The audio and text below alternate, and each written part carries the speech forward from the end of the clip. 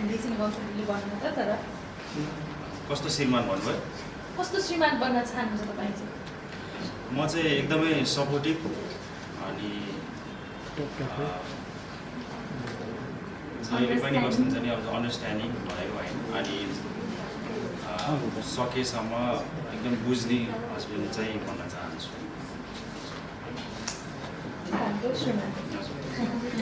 Okay so अडियन्सले चाहिँ किन हेर्ने गौतली केही रिजनहरू पनि भनिदिनु न। यसमा धेरै फ्याक्टरहरू छ होइन अनि मेनली त अब छोरी मान्छेको इच्छा सपनालाई चाहिँ जसरी घरबाट सुरुवात गरिन्छ त्यसरी नै जसरी अब जस्तो समाजमा त्यही चिजहरूको रूपान्तरण हुन्छ होइन अनि त्यो एउटा मेन भयो अनि त्यसमा चाहिँ अब धेरै कुराहरू छ जस्तो अटिजमको कुराहरू पनि छ होइन अनि अटिजमलाई हामीले एक हिसाबले एबनर्मल भन्न चाहन्छौँ अनि एबनर्मल चाहिँ खास को हो त होइन जस्तो अटिजम जस्तो अब एकदम फरक दृष्टिकोणको व्यक्तिले जसरी रिलेसन निभाइरहेको छ त्यति हामी निभाइरहेको छौँ कि छैनौँ भने यस्ता कुराहरू जस्तो फ्यामिलीको कुराहरूदेखि लिएर अनि मेनली जस्तो एजुकेसनको कुरा छ होइन एजुकेसनलाई चाहिँ हामीले घरबाट त सुरुवात गर्नुपर्छ एजुकेसन दिन भन्ने कुराहरू यस्तो यस्तो कुराहरू चाहिँ धेरै कुराहरू समेटिएको छ त्यो पनि एकदम इन्टरटेनिङ हिसाबले त्यस कारणले चाहिँ गौतली हेर्नुपर्छ जस्तो यो चलचित्रको स्क्रिनिङ प्रोग्रामबाट चाहिँ धेरै दर्शकहरू रुँदै निस्किएको चाहिँ हामीले हेर्न पायौँ होइन तपाईँ यो फिल्ममा चाहिँ त्यस्तो के चिज छ जसले चाहिँ हामीलाई चाहिँ भावनात्मक बनाउँछ? यसमा चाहिँ अब हाम्रो अब हामी नेपाली होइन नेपाली भन्ने बित्तिकै हामी चाहिँ माटोसँग जोडिएको जस्तो लाग्छ क्या हाम्रो इमोसन चाहिँ अनि त्यो इमोसन चाहिँ एकदम प्योरली यो फिल्ममा आएको छ किनभने हामी नेपालीहरू चाहिँ जस्तो दुःख सुखले कति कुराहरू सस्टेन हुँदै लाइफ बिताइरहेको हुन्छौँ होइन अनि कति जस्तो जति नै नराम्रो परिस्थिति भए पनि आफूलाई सम्हालेर एकअर्कालाई हेल्प गरेर अनि यस्तो कुराहरू सबै चिजहरू चाहिँ इमोसनली हाम्रो यो फिल्मले चाहिँ फिल गराउँछ त्यस कारणले चाहिँ अडियन्स चाहिँ एकदमै कनेक्टेड हुनुहुन्छ जस्तो मलाई लाग्छ। पछिल्लो समय चाहिँ इमोसनल सिन्दुर लगाउँदा सुन्दरलाई भन्ने कमेन्ट पनि आइरहेछन् यस्तो म्याचुर देखिएको भन्ने हजुर एकदम धेरैजनाले भन्नु भएको एकदम स्वागत छ तिमीलाई क्यारेक्टर धेरैजनाले हल्ला भयो सो बिहेको क्यारेक्टर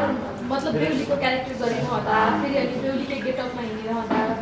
कतिको बिहे गर्न मन लाग्दो रहेछ? मलाई सानोमा चाहिँ एकदमै धेरै बिहे गर्न मन लाग्थ्यो किन भन्दाखेरि राम्रै देखिन्थ्यो नि त बेहुलीहरूलाई अनि एकदम मेकअप गर्न पाउने एकदम राम्रो फोटो खिच्न पाउने भन्दा सानोमा चाहिँ एकदमै धेरै नै बेहुली बन्न मन लाग्थ्यो तर अहिले चाहिँ छैन त्यस्तो।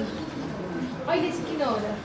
अब अहिले चाहिँ सायद अब खोइ टाइम पनि चेन्ज भयो अनि अहिले चाहिँ अहिले टाइम नै छ नि त बिहेको बारेमा सोच्न अलिक धेरै नै टाइम छ जस्तो लाग्छ त्यही भएर त्यो जुन पात्र निभाइरहनु भएको छ नि त्यही पात्र जस्तो हुन्छ भन्ने डरले हो र? ए होइन त्यो भएर होइन त्यो होइन किनकि जुन मेरो पार्टनर हुनुहुन्छ फिल्ममा उहाँलाई जुन मेरो पार्टनर हुनुहुन्छ फिल्ममा उहाँले त मलाई धेरै माया गर्नुहुन्छ नि त सो त्यो भएर त होइन त्यो भएर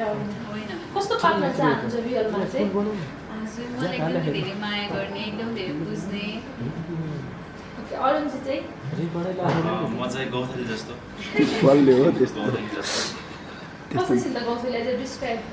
गौतली एकदम इनोसेन्ट काइन्ड हार्टेड अनि एकदम पोजिटिभ एटिट्युडवाला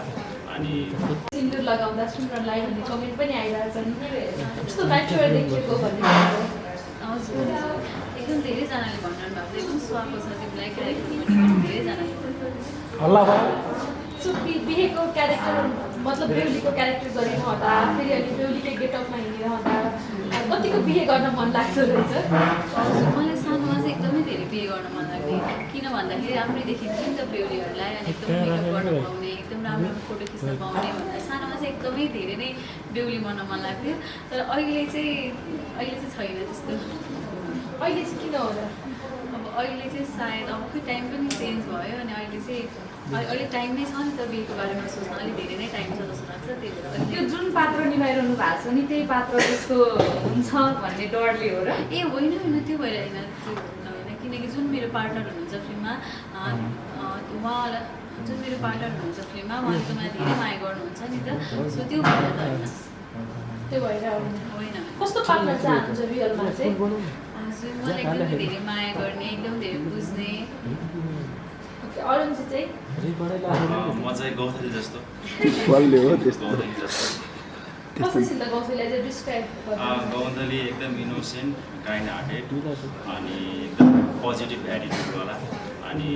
चाहिँ कति खुसी हुनुहुन्छ एकदमै खुसी छु। अनि अब धेरै दिन पनि छैन अब कहिले साउन्ड एक गते आउला भन्ने भइसक्यो। जुन तपाईँहरूले पब्लिसिटीको लागि गरिराख्नु भएको छ नि आफ्नो क्यारेक्टरमा इन्टरभ्यूहरू दिने त्यो कुरालाई अडियन्सले एकदम माया गरिराख्नु भएको छ त्यो कस्तो आइडिया थियो